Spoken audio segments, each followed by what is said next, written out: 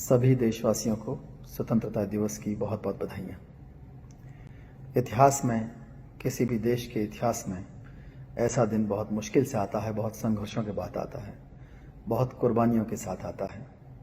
उसके लिए उन सब राष्ट्र निर्माताओं को, उन शहीदों को याद किया जाता है जिनके कारण आज हम एक अखंड भारत में बैठे हुए हैं। इतिहास के लाखों पन्ने लिखे गए हैं। भारतीय इतिहास के कुछ पन्ने और कुछ व्यक्तियों को, कुछ राष्ट्र निर्माताओं को हम कभी भूल नहीं सकते। राजा राम मोहन राय का संघर्ष इस तरह का संघर्ष है कि आधुनिक भारत में भूला नहीं जा सकता। समाज सुधारकों को एक दिशा देना, समाज को, देश को एक दिशा देना, एक सोच को बदलना बहुत बड़ी बात होती है। ज्योतिबा फुले, सावित्रीबाई फुले का शिक्षा के लिए योगदान भूला नहीं जा सकता, जो राष्ट्र के निर्माण में एक आधार की तरह से काम करता है। गांधी जी की सत्याग्रह भूल नहीं सकते। नेहरू जी का ट्रस्ट विद डेस्टिनी इतिहास का लैंडमार्क है। डॉक्टर अम्बेडकर का एक एक अनुच्छेद पर संघर्ष करना, एक एक अनुच्छेद पर जवाब देना, तर्क कहना भारतीय इतिहास की एक अलग पृष्ठ लिखता है। भारतीय इतिहास में अलग पहचान है। सरदार भगत सिंह का हंसते हंसते फांसी पर झूल जाना, सरदार उधम सिंह का आक्रोश, उनके बदले की भावना, जो इस स्वतंत्रता के लिए निश्चित रूप से उनका उद्देश्य यही था कि देश स्वतंत्र हो, हमारी आने वाली पीढ़ियां स्वतंत्र भारत में पैदा हों और उन पर गर्व करें।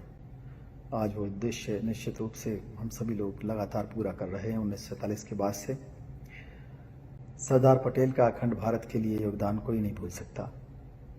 हमारे जो जवान, हमारे सेनाओं के जवान जो हमारी सीमाओं की रखवाली करते हैं, जिसमें हजारों लोग अपनी जान देते हैं, लगातार उनको रखाते हैं, निश्चित रूप से वो लोग नमन के पात्र हैं, श्रद्धांजलि के पात्र हैं। उनको कोई नहीं भुला सकता, उनके योगदान को।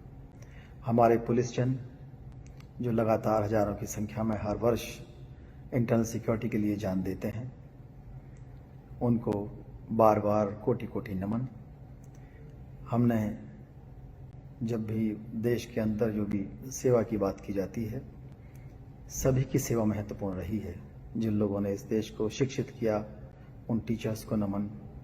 जिन लोगों ने इस देश के अंदर मेडिकल साइंस का विकास किया, उनको नमन। और ख़ास तौर से आजकल जो पुलिस वाले और जो डॉक्टर कोरोना के युद्ध में सबसे बड़ा योगदान दे रहे हैं, पूरी मेडिकल फ्रेटर्निटी और पूरी पुलिस की फ्रेटर्निटी को लगातार हम लोग उनके कृतज्ञ हैं।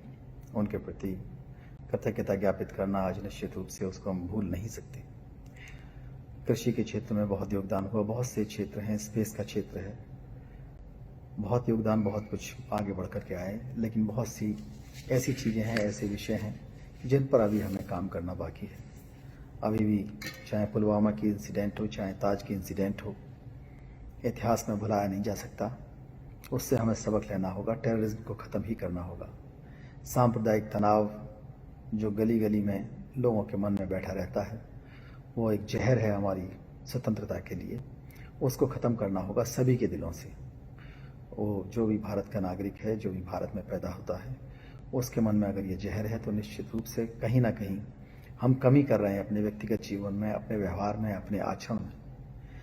जो जेंडर डिस्क्रिमिनेशन, लिंग भेद बहुत पहले था, उसको हम बहुत कम ख़त्म कर पाए हैं। आज भी एसिड अटैक होता है महिलाओं पर, बच्चियों पर। आज भी दहेज के लिए जला दी जाती हैं। उनके लिए स्वतंत्रता का मायना निश्चित रूप से एक बहुत बड़ा सवाल हो जाता है। आज भी जो शेड्यूल्ड कास्ट के ऊपर, शेड्यूल्ड ट्राइब्स के ऊपर, गरीबों के ऊपर अत्याचार होता है, मॉब लिंचिंग होती है, किसी को पेशाब पिलाने की घटना की जाती है। कई बार ऐसी घटना होती है जहां लोगों को जलाकर मार दिया जाता है, लोगों के घर जलाए जाते हैं। इस तरह की घटनाएं जो सामाजिक न्याय के दुश्मन हैं, वो स्वतंत्रता की भी दुश्मन हैं, उनको ख़त्म किया जाना चाहिए। वो किसी भी तरह से सहने योग्य नहीं है। पूरे देश के इतिहास में उनको निश्चित रूप से सबको मिलजुल करके ख़त्म करना चाहिए। करप्शन का जब मामला आता है तो लगता है बहुत से लोग इसी बात का इंतज़ार करते हैं कि हज़ारों करोड़ रुपए लेकर के देश से भाग जाएं। वो कितना बड़ा अन्याय हमारे देश के जो करदाता हैं, जो किसान हैं, मजदूर हैं, उनके साथ कितना बड़ा नुकसान वो लोग करके जाते हैं। आज भी सुपरस्टिशंस के कारण हम गुलाम बने हुए हैं। राजनीतिक गुलामी बाहर से गुलाम बनाती है, लेकिन हमारी वो परंपराएं जो मानवता की दुश्मन हैं, वो परंपराएं जो हमारे दिलो दिमाग पर असर करती हैं, जो हमें कभी हिंसक बनाती हैं और कभी हमें अन्याय के लिए प्रेरित करती हैं, निश्चित रूप से उनको ख़त्म किया जाना चाहिए। अंधविश्वासों को ख़त्म किया जाना चाहिए। अंधविश्वासों के खिलाफ कानून बनना चाहिए। जाति के खिलाफ कानून बनना चाहिए।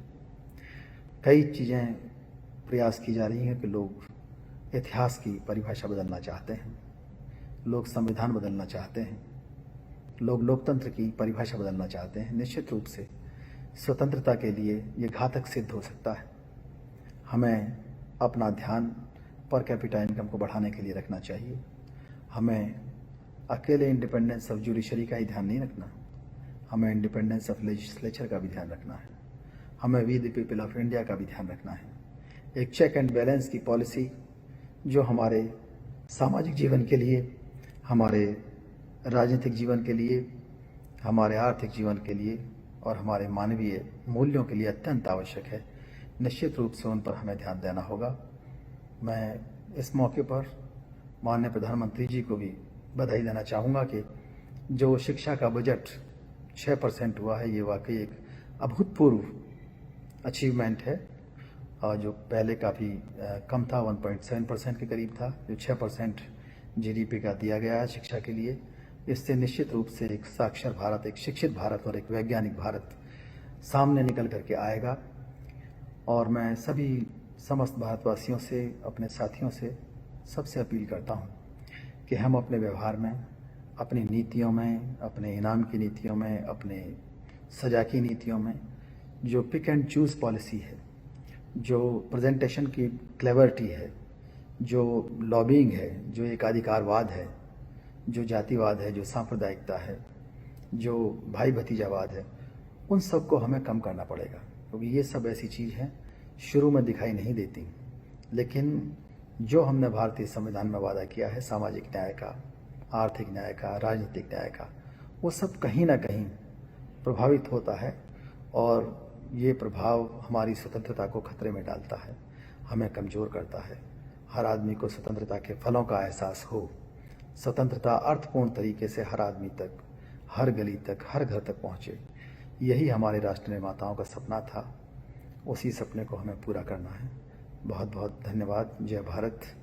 और सबको एक बार फिर स्वतंत्रता दिवस की बहुत बहुत बधाई हो। धन्यवाद।